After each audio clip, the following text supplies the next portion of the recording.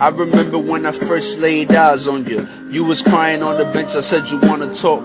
It was 169 somewhere in the park. Asked if I could walk you home, it's kinda dark. We started conversating, asked you the simple things, like where you see yourself the next 20 years, miss? And I was wondering, could I be a part of it?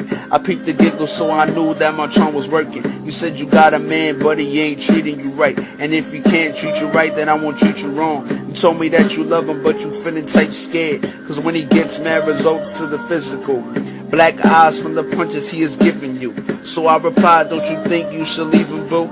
She said, I wish, but it's not that easy to. See, I'm caught up in a bind, I got this big problem. About a week ago, I took a little P-test. It was positive, you can't imagine my regret.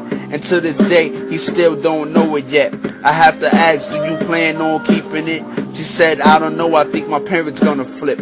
We only 16, what we know about a child. Halfway to our house and the convo's deep.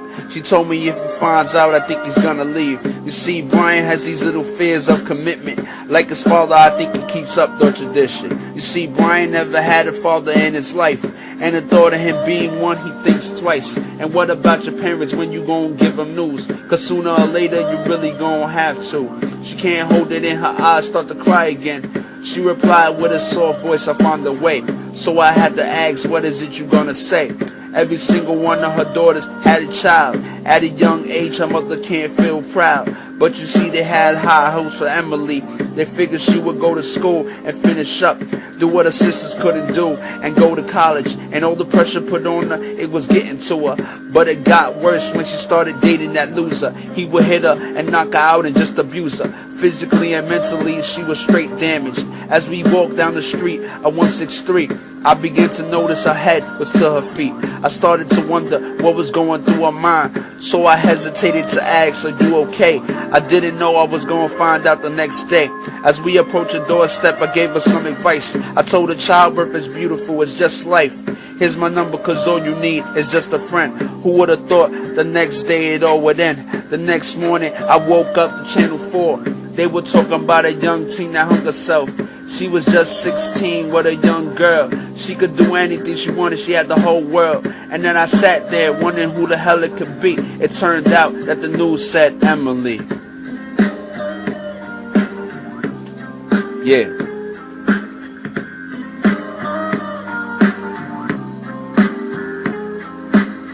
It's Grimey.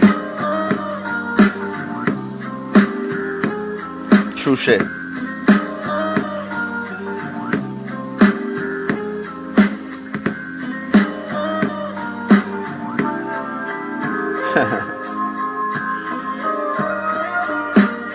I couldn't make this up even if I tried.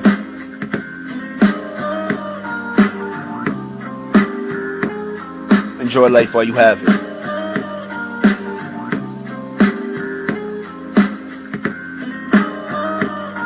Gone. Led us to greatness.